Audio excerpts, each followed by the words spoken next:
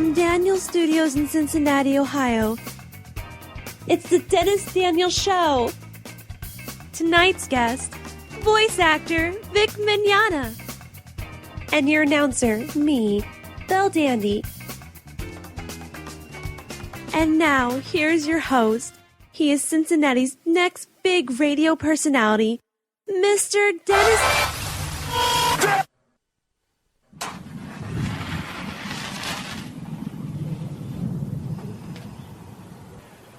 We're here.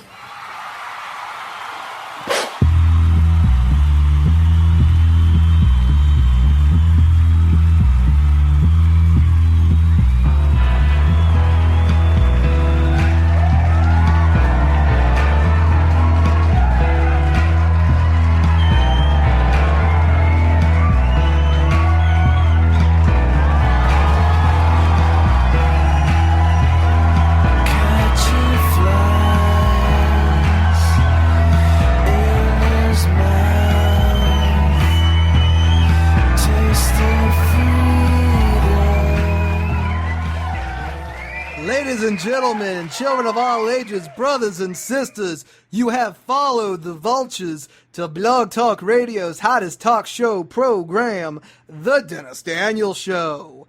Had to get a little creepy there with the whole Wyatt family intro, but that's just how we roll. I am your host, the DJ Alchemist, and Cincinnati's next big radio personality, Dennis Daniel. And folks, I'm excited because we continue the, wait for it, Summer of Biggerness 3! And the road to the 20th anniversary of Otakon with another wonderful installment of the Dennis Daniel Show.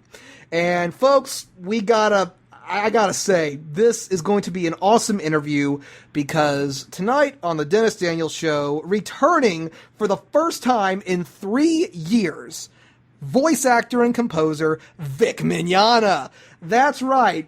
If you have heard the Dennis Daniel Show and you've been listening to us for a while now, you'll know that in 2010, one of our very first guests on the program was Vic Mignogna, who many know best as the voice of the vertically challenged but highly intellectual Edward Elric from the hit Fullmetal Alchemist and Fullmetal Alchemist Brotherhood. You also know him as Prince Baka from Level E, a show so weird that they skipped the first 4 letters of the alphabet when naming it. You also know him as Broly, the legendary Super Saiyan from the hit Dragon Ball Z movie trilogy that featured around the legendary Super Saiyan. Of course, I always wondered, who would win in a fight, Broly or Brock Lesnar? Because both of them are giant people, and when you see them, you go, please don't kill me. I think, yeah, it'd be really weird to see that. But for those who haven't listened to us for a while, we actually have a small clip from our interview with Vic all the way back in May of 2010. So let's take a quick listen. This is Vic talking about appearing on Star Search. Now, I know from Wikipedia that you competed on Star Search in 1993. What was that like? Yes, long before there was an American Idol, there was an Ed McMahon Star Search. You are correct, sir. Yes, and I actually have the videotape of that performance, which no one will ever see. Oh, come on, Vic. I've been looking for it. That's why. Oh, you will not find it, my dear Rachel. Wasn't it worth waiting for? Come on. You're right, it was. Yes, it was a song that I wrote called Worth Waiting For off one of my CDs, and it was really funny. Star Search came to Houston, and they held auditions, and I went and auditioned, and they called me, and they're like, hey, congratulations, we've chosen you to be a male vocalist challenger on Star Search. And actually, that was the first time I ever went to Los Angeles and flew out to Los Angeles and competed on Star Search, and I lost to the current vocal champion, but it was an awful fun experience. So back then, he said that would never see the light of day. Fast forward 3 years, and I'm looking at this DVD he's got, Vic Mignogna in concert, because who wouldn't want to see Vic Mignogna in concert?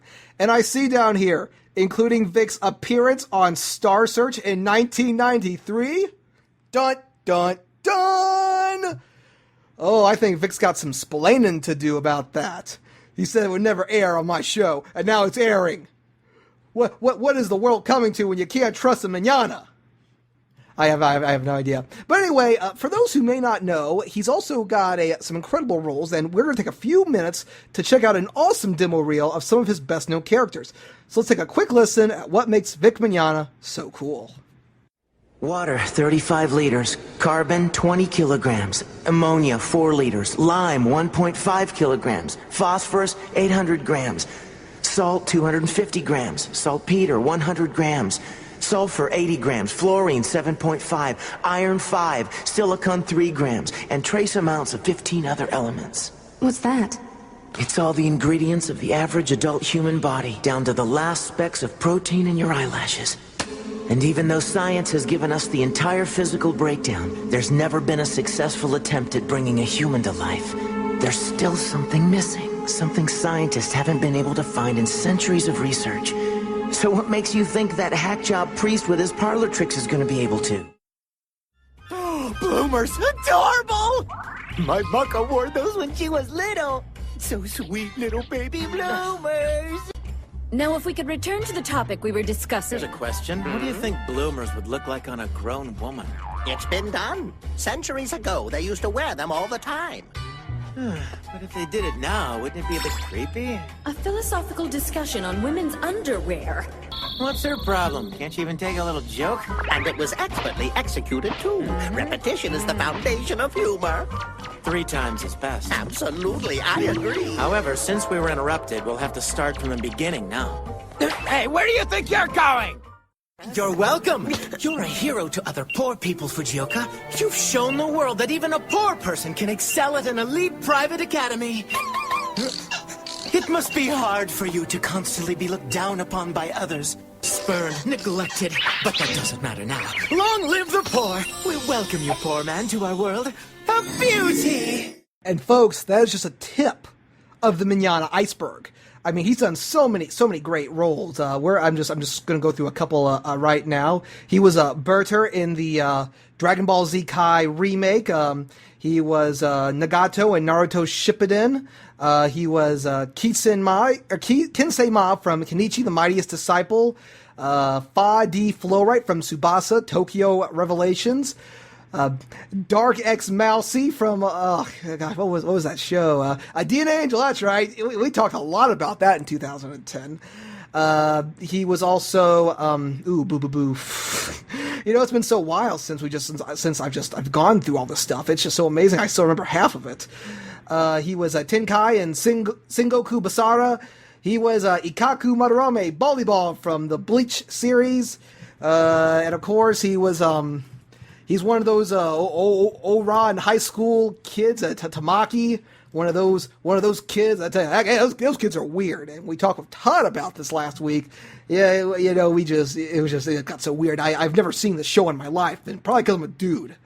But anyway, let's get right down to this. I'm excited. It's time. Okay, attention, Risen Bull Rangers. Please stand and hear your fearless leader, the guy who started it all. My guest tonight is a very accomplished voice actor who many know best as Edward Elric from Fullmetal Alchemist, Broly the legendary Super Saiyan from Dragon Ball Z, and he's got a new DVD out, Vic Mignogna in Concert. Truly an incredible DVD, and he's also starring as Lord Baka in Level E, which you can get from Funimation on Amazon. So ladies and gentlemen, give it up for the one, the only, Mr. Vic Mignogna! Don't stop, we're in love now. Don't stop, keep your spirit proud. And ride up on the wind. All we have to do is go. Don't stop, we're in love now. Mr. Mignogna, thank you, and welcome back to the Dennis Daniels Show. Oh my gosh, I'm so happy to be back, Dennis. Thanks for having me, man. I need to be thanking you, Vic, because, you know, that interview in 2010 really got the Dennis Daniels Show off on its feet. It helped to propel us into even greater interviews with guys like Kyle Hebert, Wendy Lee, the Fonz himself, Henry Winkler. Oh, cool. Yes. Without you, we probably wouldn't even be doing the show today, and we would have never gotten to interview greats like Tom Kenny, Billy West, or even John Cena.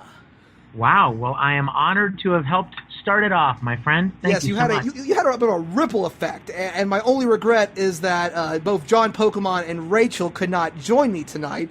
I'm so sad too, especially after I have to apologize to Rachel for saying that no one would ever see the Star Search video.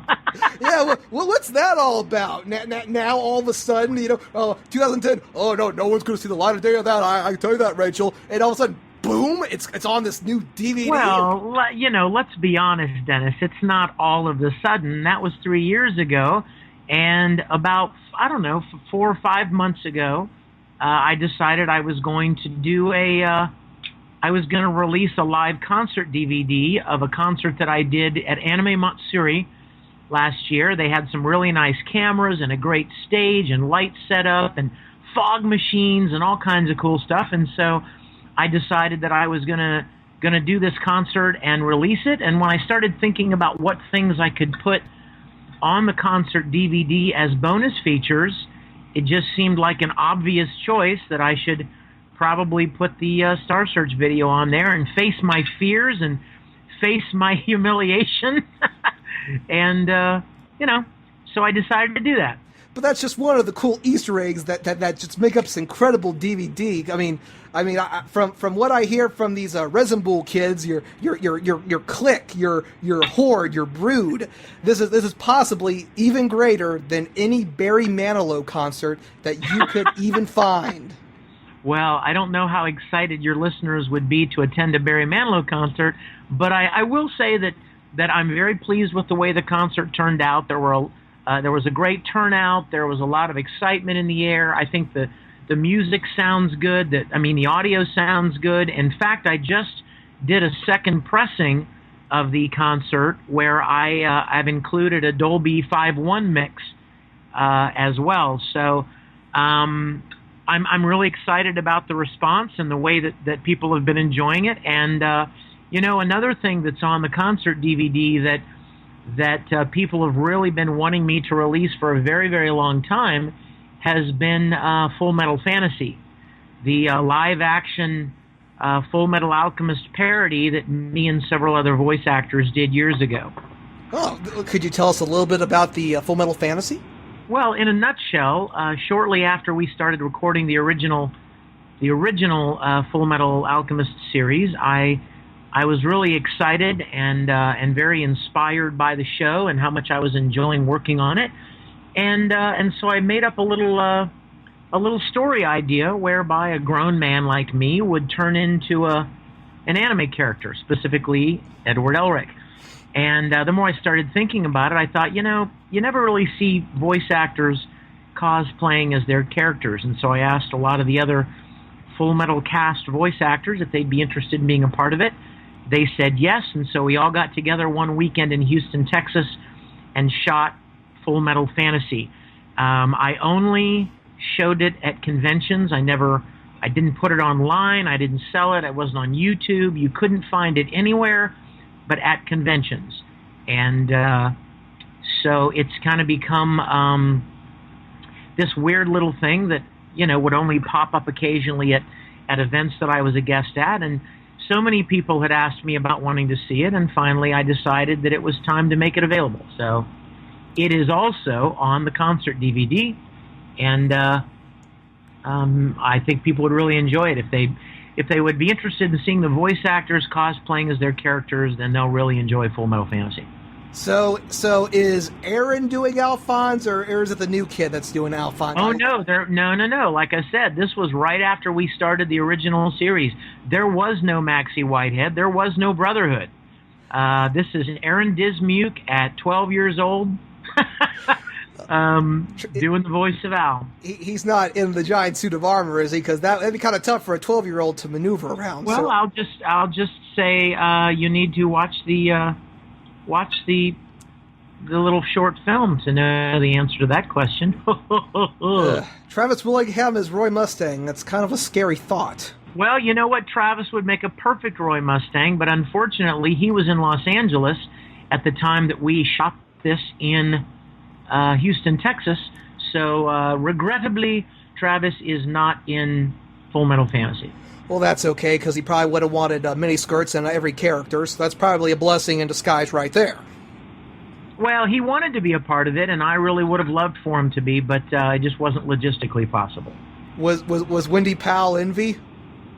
No, and actually, when Envy had not yet been cast, that was actually how early we did this in the series. Okay, so we actually made Fullmetal Fantasy before Envy was even cast. Okay. So, okay, that makes sense. So it's essentially, you know, what we're talking the first 10, 15 episodes of the original Fullmetal Alchemist that this kind of focuses around. So we'll see you and Aaron and Colleen Clickenbeard and. Oh well, you'll see. Let me tell you, you'll see Mike McFarland. You'll see Caitlin Glass. You'll see Monica Rial. You'll see. Well, you know, I don't want to give it all away, but let's just say that it's a really, really fun piece of work, and I think people that get the DVD will really enjoy it. Well, they're going to have to order it from RisenBullRangers.com. It's $28, and, of course, with the awesome concert, you get the original Vic Mignogna appearance on Star Search from almost 20 years ago. You also get Fullmetal Fantasy, and you get the sweet audio chocolate that's Vic Mignogna. Audio chocolate? Well, you know what?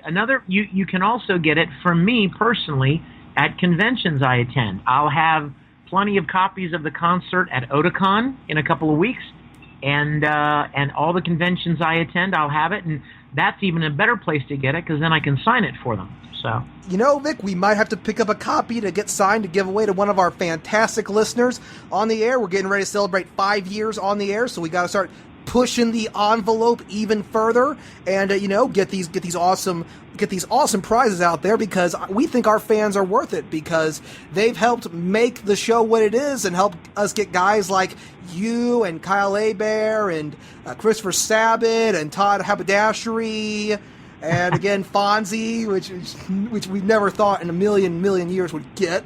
That's very cool. I know, but of course, for those who may not have heard our first interview back in 2010, just a quick bit of a story of your backstory. What got you interested in acting?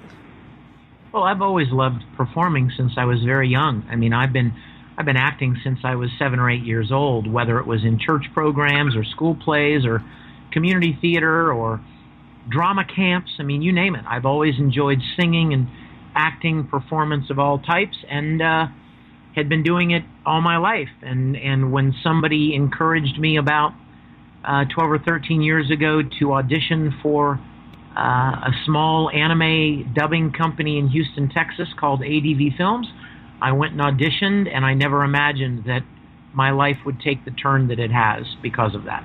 And what a turn it has been. According to BehindTheVoiceActors.com, you have almost 200 credited roles so far in your very lengthy career, and some of them are just incredible, including this one that we've got to talk about because they can catch the show every Saturday on Toonami. Of course, one of your best current known roles, of course, is Spirit Death Scythe Albarn from the very popular Soul Eater. Which I know no one gets that joke but me, but I love that joke. And I get that joke, Dennis. Thank you. I get that joke. Thank you. I don't have anyone to go, thank you, Clarissa. It's a Don Cornelius joke, kids. It's a Soul Train joke. You gotta explain to these guys, you're gonna lose them in translation. But anyway, Soul Eater, which airs Saturday nights at 1:30 on Toonami on Cartoon Network. When I first saw this anime, Vic, I was like, what? And then, you know, I started getting into this, and I'm like, not bad. And I think one character that really won me over was Spirit Albarn, aka Death Scythe, which is quite a peculiar name to name yourself. Don't know how that would look on a library card. Death Scythe.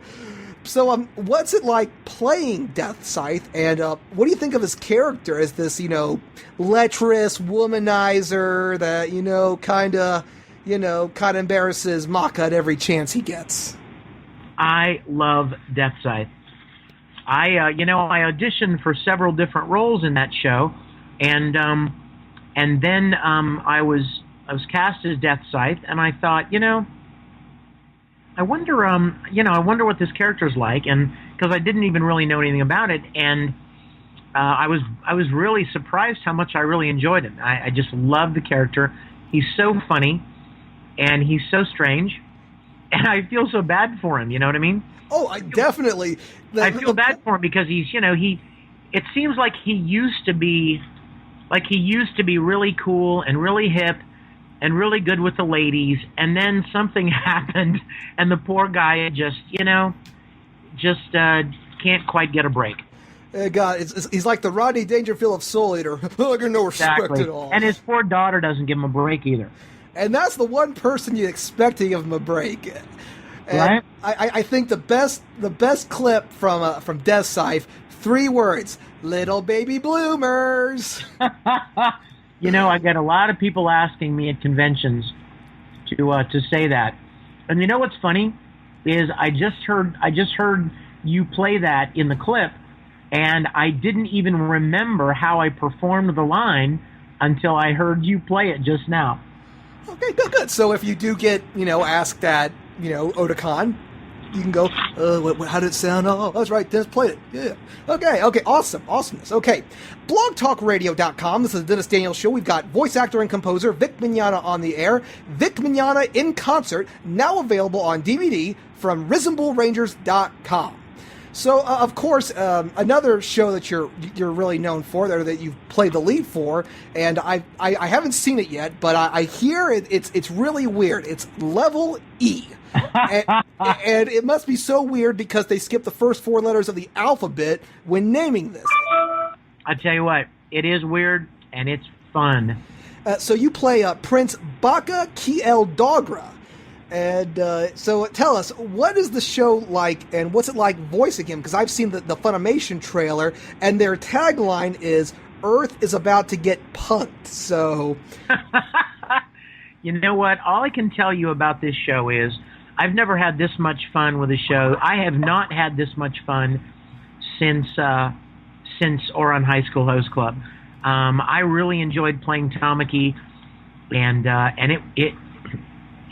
playing Prince Baka was actually the most fun I had since playing Tamaki. He is just all over the place. He's an actor's dream. He's a voice actor's dream because the director basically gave me carte blanche to do anything I wanted. I could do the lines any way I wanted. I could change my voice. I could be weird. I could be funny. I could be dark. I could be, anything that came to mind. I could impersonate Yoda.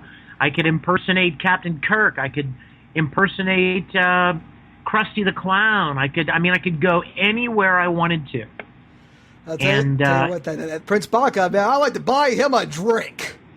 Well, you should watch that show, Dennis. You'd love it. Well, hopefully it will come to Netflix real soon. And speaking of Netflix, great transition.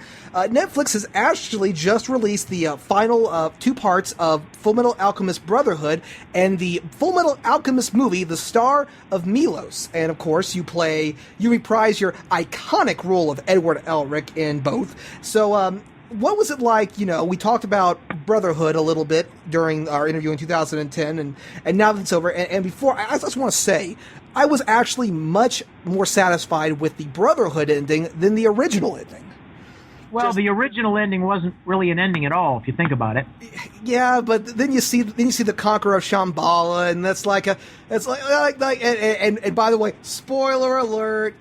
Edward and Alphonse are together again, but they're separated from the world that they know and love, and they're in a modern time now, adjusting. And I'm like, you know what? I got to tell you something, Dennis. I really enjoyed Conqueror of Shambhala. Oh! Don't get me wrong. I love that. That was a fantastic movie. I bought the collector's edition of that because that was I'm just saying.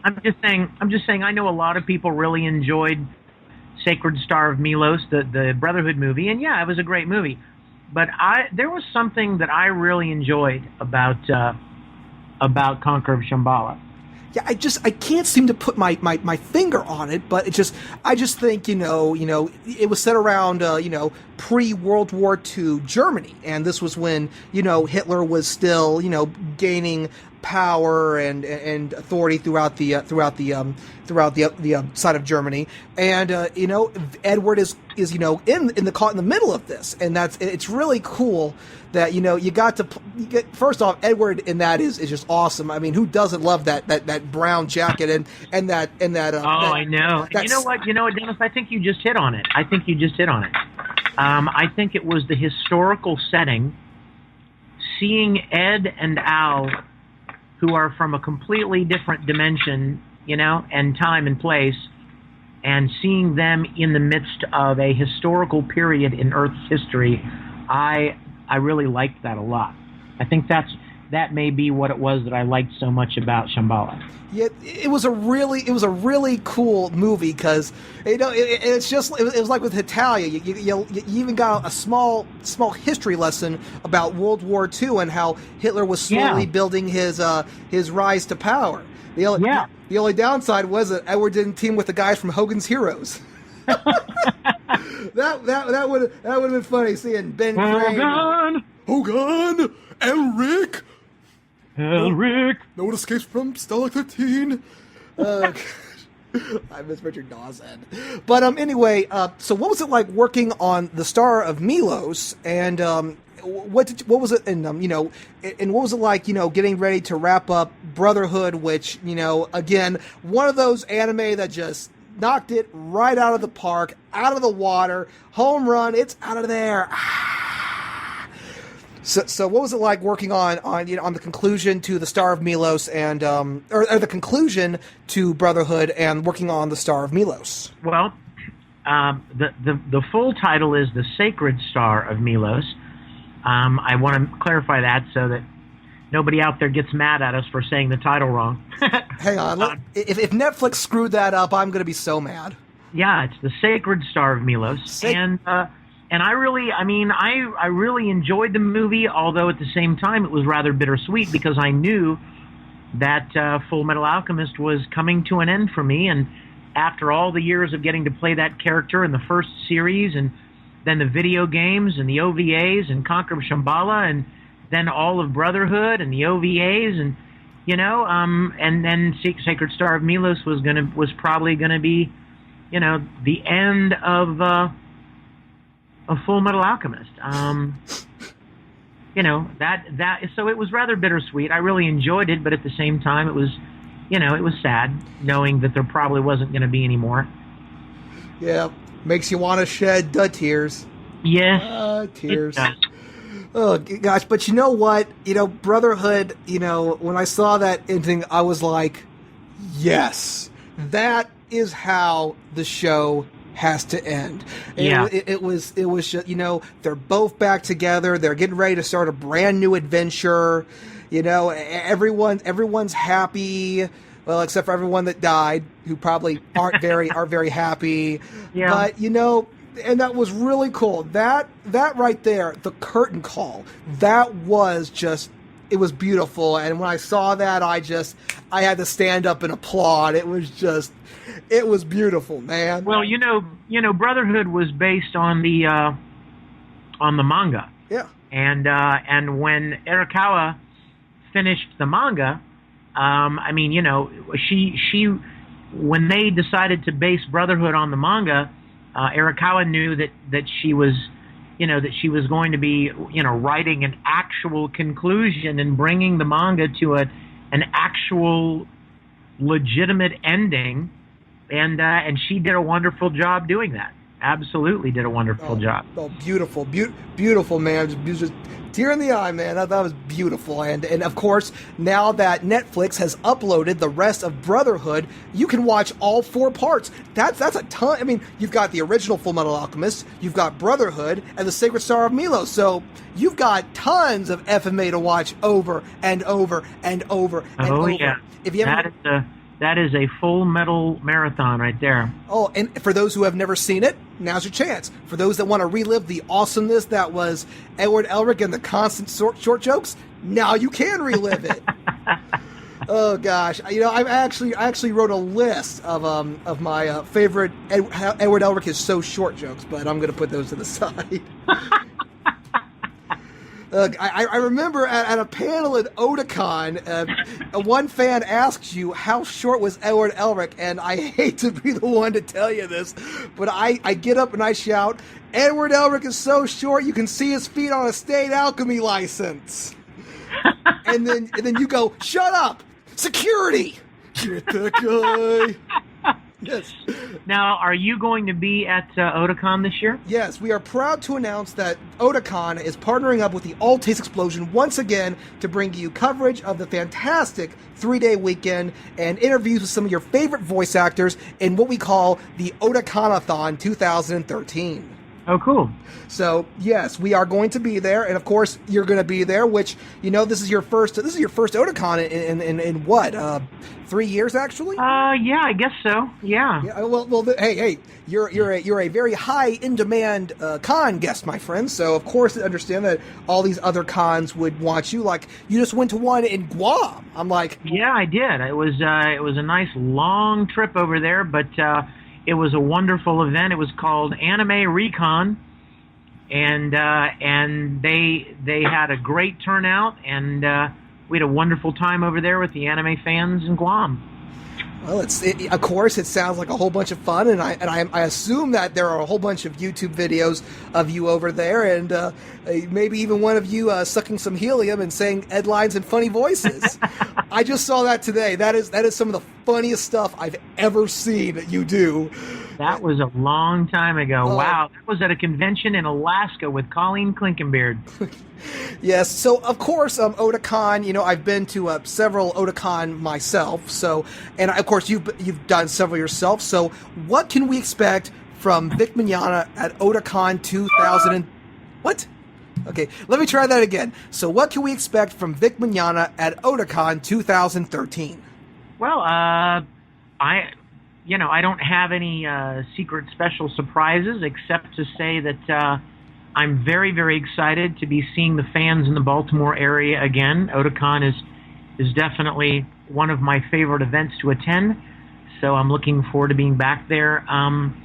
Again, I am looking forward to sharing the live concert DVD there, which I didn't have the last time I was there. And let's see, what else? Well, you know what? I am also excited that I'm going to be sharing the first episode of Star Trek Continues. Yeah, yes, we got to talk about that. We talked about that a little bit last week with Todd Haberkorn, who plays Spock, and I promised that I would make fun of your character, Captain Kirk. So, yeah, the needs of the Mini outweigh the needs of the Vic. So, of course, I'm so sorry.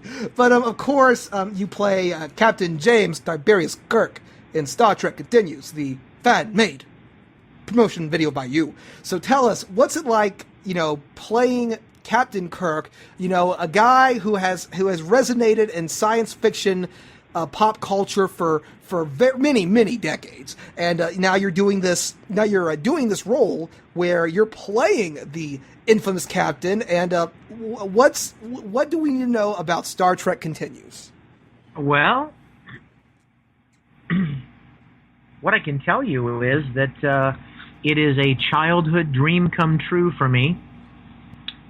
I ever since I was a little boy, I loved the original series of Star Trek and hoped there would be an opportunity, didn't ever imagine that there would be some opportunity where I would ever get to play that character. And so a couple of years ago, I directed an episode for another fan group called Starship Farragut. They have their own web series, Starship Farragut, and they asked me to direct an episode for them, and I did.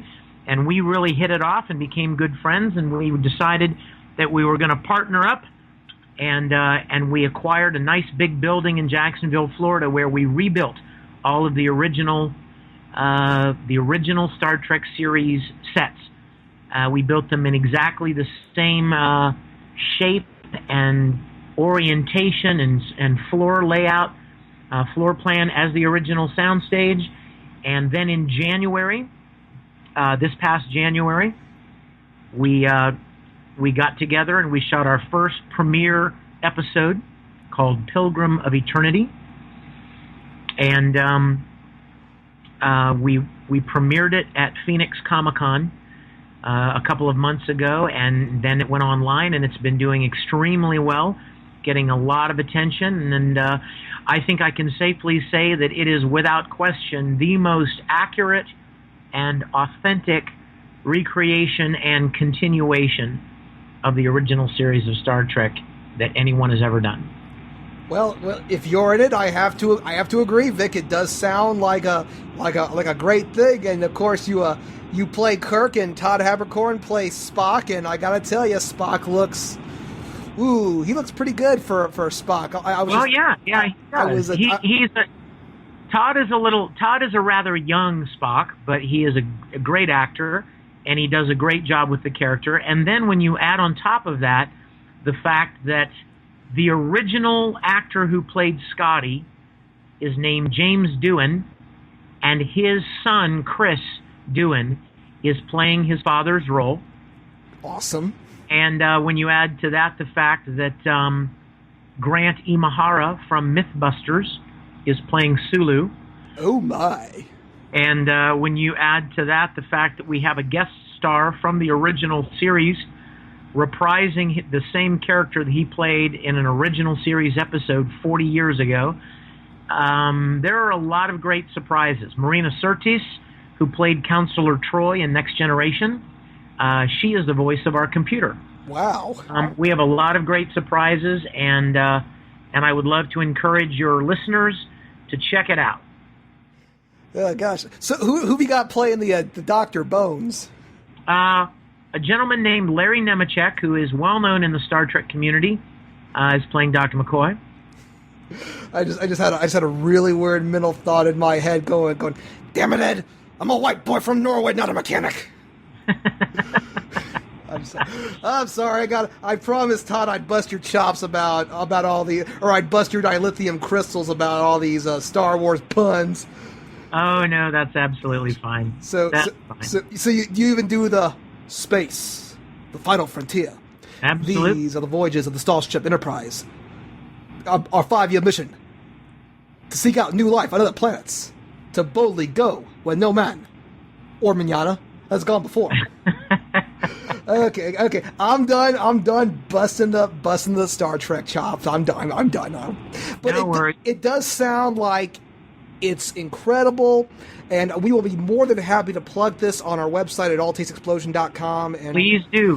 www.StarTrekContinues.com. Because this sounds like I'm not a big Star Trek fan, but this sounds like something I should be getting into. Well, I think you would really enjoy it regardless because of the people that you'll see and the very fact that we have completely and in every way recreated and nailed the look and the sound and the feel of the original series. So how many red shirts have died so far? Well, you'll have to watch the episode to answer that question. I'd be a red shirt probably. Okay, but of course, anyway, getting back to Otakon, one thing that I looked really forward to back in 2007 was, of course, your morning mass services. Will you be doing that again this year at Otakon? You know what? I don't know. I don't know whether or not they've scheduled one for me or not. I hope so. I think you should, because Vic, that's truly one of the coolest things that you do at conventions. For those who don't know, Vic is of course a very devout Christian, like yours truly, and at conventions he likes to do Sunday morning services, because when you're at a convention, there's not really a lot of church at a convention unless you see a Wolfwood cosplayer walking around with a giant cross. And that one's for Johnny Bosch. But of course, you get to share, not only the Brotherhood of Fullmetal Alchemist, but the fellowship of Jesus Christ. And right there, that's an incredible combination. So not only do you get to talk with possibly one of the coolest voice actors to ever come down the pipe, you get to talk about, God, which, in today's day and age, with all this chaos going on, it's really, essential to have faith. And well, you know what, Dennis, I really, really appreciate you. Your kind words about the services that I have at conventions, and I want you to know, and I want your listeners to know, it is never my desire to cram religion or to cram my beliefs down anybody's throat. My only desire is to share God's love with people as best I can, because I know, if I know anything, I know that God loves everyone as much as I know He loves me, and He wants me to share His love and spread His love. And I am so grateful for the conventions that allow me to do that. There are plenty of conventions out there that don't let me do it. I mean, they basically don't want to take a chance on offending anybody, or they don't want to deal with the possible, repercussions of somebody being angry that they allow the service. It's kind of funny because they have no problem scheduling hentai panels, but they seem to somehow think that it's so dangerous to have a panel discussing God and faith, which is funny because nobody is forced to go to the panel. It's free and voluntary to either attend or not attend if you choose.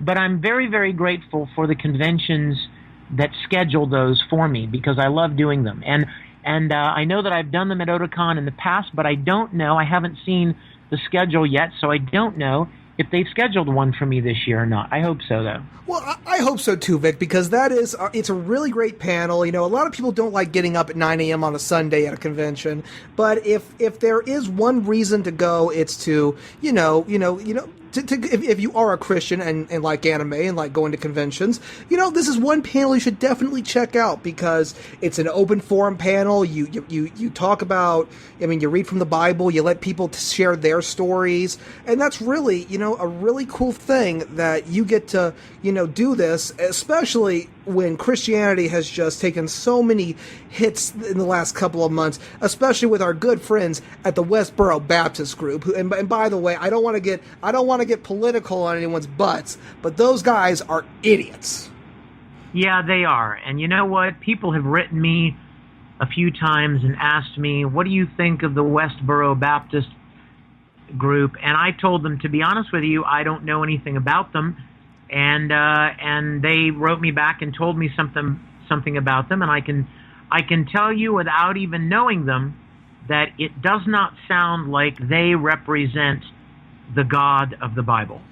It does. In my opinion, anyone that spreads that kind of hatred and spews that kind of condemnation and judgmentalism is asking for some serious trouble, because that does not represent God's love and God's desire for relationship with people. They make Brother Micah Armstrong like the Reverend Billy Graham. So, well, I'm very sad to hear that. Well, it's just so stupid. These guys pick dead soldiers' funerals, any kind of funerals, and then they have the tenacity on Twitter to send tweets that God sends all these terrible things, like the recent mall shootings. They say God sent the sniper to shoot them, and they praise that. I'm like, what? I mean, I want to get one of their members on this show, and I want to introduce him to my Reverend Michael Cornelius, who is an educated minister. I want to see these two go at it, and I want to see Brother Mike make these guys look like the obnoxious, loudmouth, disrespectful jackasses that America knows them as. Well, you know what? I would love to go head to head with them myself. So let's go ahead and throw out the challenge. If any of you monkeys from the Springboro Baptist Church are listening to this program, we got a guy here that would like to throw his hat in the ring and call you out on all your hypocritical BS. And I will be more than happy to moderate that. I would just, what? Here's all I would say to them. Here's what I would say to them. God teaches very, very clearly in the Scripture that the single great commission as it is called, is to spread God's love and share God's love and grace and forgiveness with people, and to let people know of God's tremendous love for them and his desire for relationship with them. And my question to them would simply be, if that is God's great commission, if that is what God asks us to do, first and foremost, if that is the primary goal of the Christian here on earth, and it is clearly from the Scripture, how do they think what they are doing is accomplishing that? How do they think condemning and spreading hatred and judgmentalism and bigotry and hypocritical behavior, how do they think that draws anyone into wanting to have a relationship with God? Exactly. And right there, you by this shall all men know that you are my disciples, if you have love one for another. There are so many scripture passages where God makes it very clear that the best way to show people that you're a child of God is by loving, extending love and grace and kindness to people, and I cannot for the life of me imagine how they think they're doing that.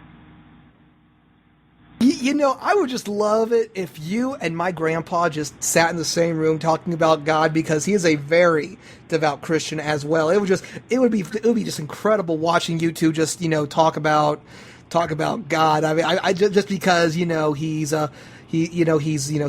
just so cool. Well, anyway, unfortunately we got to cut this short, but just a few more things. Are there any new shows or projects that you're working on that you can tell us about? Well, I did play the lead in the new Pokemon movie.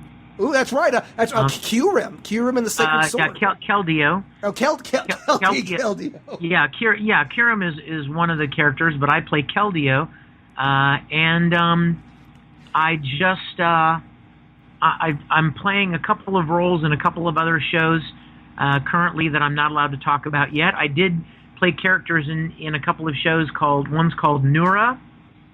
Another show is called Lagrange.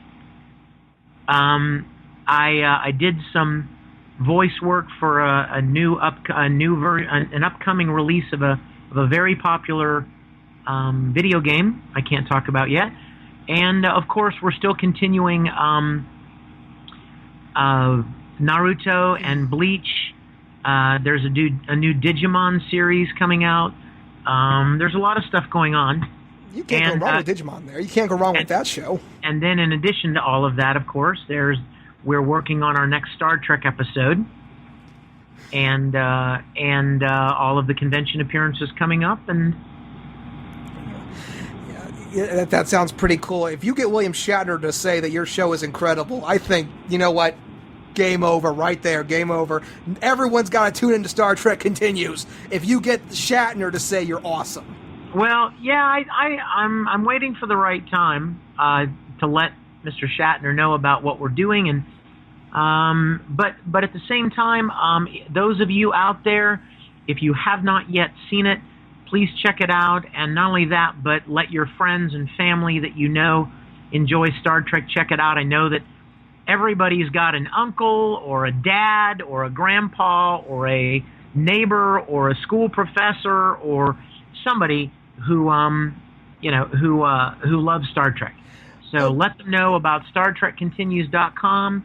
They can see the episode on Vimeo or YouTube, and you can go to StarTrekContinues.com. We have official Star Trek Continues on Facebook. So follow us there and check it out. I think you'll really enjoy it. All right, Vic. Well, before we let you go, we've been asked if you would address the Risen Bull Rangers, because we know that they have been flooding into the stream. They want to hear you talk to them. If you have anything to say to your army of 5,000 followers on Facebook, if you got anything that you want to say to them, now is your chance to say it. So what do you have to say to the Risen Bull Rangers? Well, I've always got something to say to the Risen Bull Rangers. And you know what? There may be 5,000 on Facebook, but the Risen Bull Rangers have a membership of 23,000, and I love every single one of them. I want you Rangers to know that you are the coolest, most awesome people on the planet, that I am so very, very humbled and grateful that you're a part of the Rangers. You are very special and very loved, and one of my favorite things about any convention I go to is getting the chance to meet Rangers in that area. If you let me know you're a Ranger, anytime you identify yourself as a Ranger, I come around the table and give you an extra special hug of love, because I am so grateful and happy to meet Rangers wherever I can. So thanks for being a part of the gang.